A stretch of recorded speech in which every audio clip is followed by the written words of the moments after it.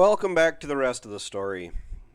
I can honestly tell you it's been a bit of an odd year to get soybeans combined, or harvested, however you want to say it.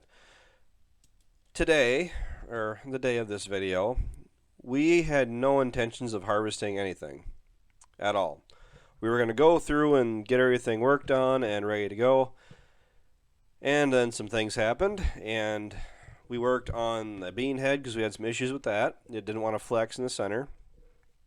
It likes to, if you get into a little bit of a high spot in the field, what happens is it shoves the center of the head up and it takes out the fingers that pull the soybeans into the feeder house, which makes for an interesting surprise the first time it does it. I looked up because I was the first one to do it this year. I looked up from looking on the right side of the head, and when I was scanning back over to the left, all I saw was those metal fingers flying. And I'll tell you what, it does not take very long for your hand to start flailing around, hitting switches and pulling everything to a stop.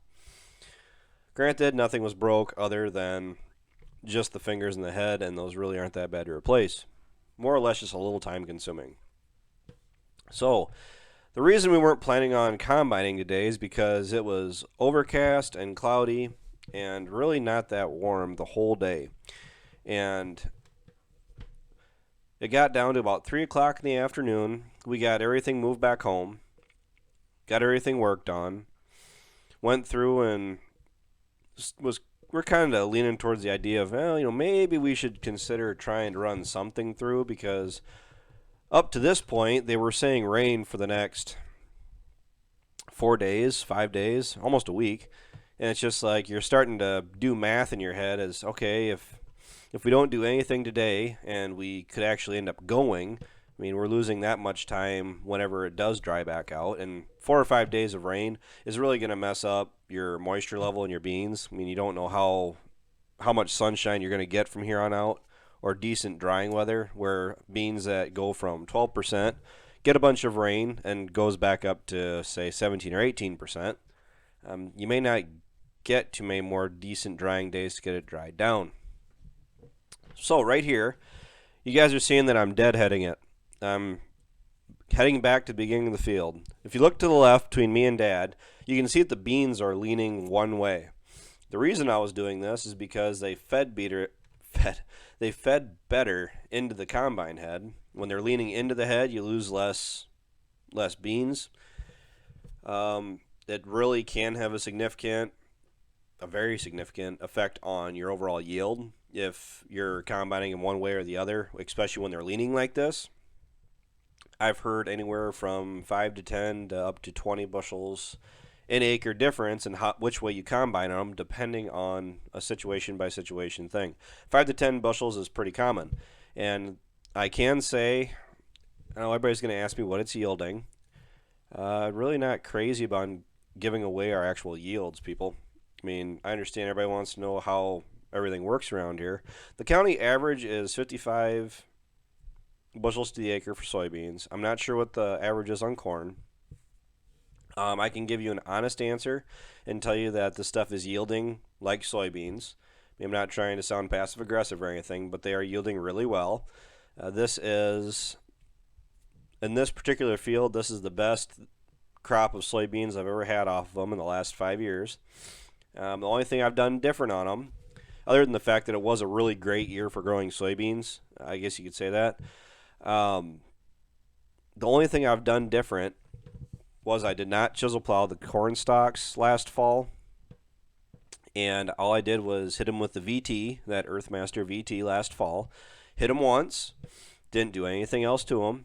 This spring, I can't remember if Ryan, because Ryan's the one that did the seed bed prep on this ground. I don't remember if he hit it once or twice. I think it might have just been once, and I told him if it needed it, hit it again. But that's all we did for the corn residue. And I think everyone is pretty well aware we have those chain rolls on the corn head. So when I was combining my corn last fall, I was running that corn head right down on the ground, pulling in the maximum amount of corn stalks through those rolls to get all those stalks processed and more readily available to decompose. And Once I went through and planted this ground this spring, planted it with soybeans. Went through, and I was really kicking myself if I was going to go through and harrow this ground or not. I can do that a separate video about harrowing and not harrowing ground. Kind of got something in mind already. I can just show you comparisons. The reason I like to harrow, and all I did was hit it once when we were pulling that 4-section Lindsay harrow. I mean, all it was just your typical tine tooth harrow sections. I used to have to hit everything twice to get it to do a decent job. That first harrow that we bought, which it was a steal for what it is, it's so lightly used, and I like it a lot more because it puts a lot more pressure and it's a lot more aggressive on the ground. We only have to hit the ground once with that, and it smooths the ground out, smooths the field out nice and level. I mean, as level as you can.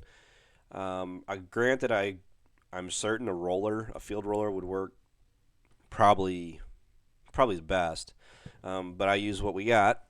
And by going through and harrowing it, it allows me to run that bean head right down on the ground. Because it is a flex head, they are designed to run right along the surface and flex along with the contour of the ground, because soybeans like to grow right down to the ground. So the lower you can run these and you're getting all of that soybean plant pulled into the combine as you can, that is going to help your yield. And the last, oh gosh, what was it, 4 years? 5 years. The last 4 years. The last 4 years before this year, I did a bunch of different things to the beans. I tried fertilizing heavier. I've tried not fertilizing at all. I've tried different seed treatments. I got within 2 bushels of the same yield every single year. Even 2 years ago when we were getting those really awesome yields, this field yielded the same. This year, this field beat out my last high record by 14 bushels. And it shoved my record for this field up high enough that I don't know if I'm ever going to really beat it. I'll be certain to you that I will try. No yield is ever good enough. I mean, as a farmer, you can't ever just settle, right? So I am looking forward to what we can do in future years to try to bring more yield to the table. But you can see I'm opening up this field here. I'm kind of going slow. The reason being, I'm trying to take in 7 or 8 rows at a time because this is a 20-foot head.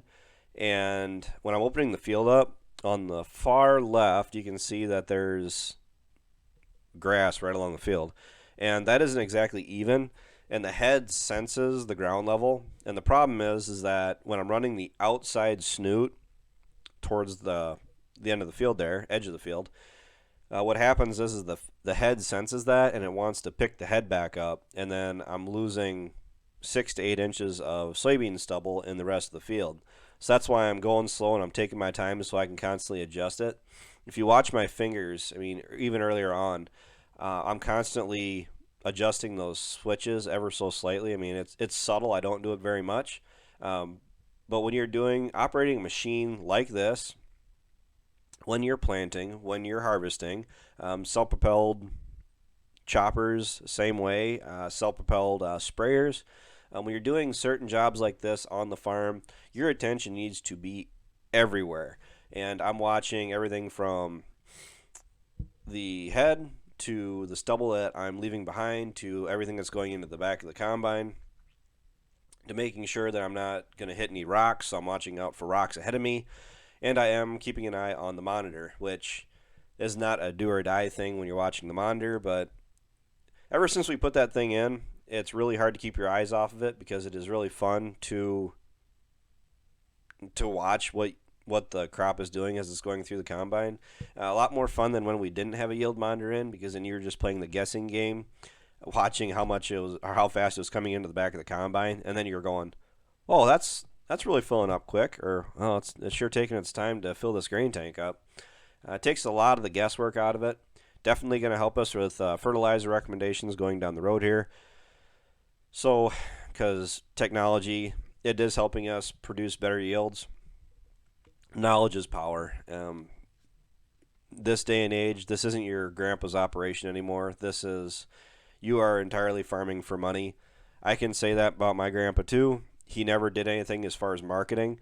Grandpa, he sold corn when he needed to sell corn. He never forward contracted anything, not to any degree that I do myself. I'm already making sales for 2019. I mean, I'm just, you got to be proactive in today's environment. Dad and I were talking about putting a bigger head on this combine. This is a 20 footer. We are fairly certain, very certain, we could go through and get a 25 footer for this.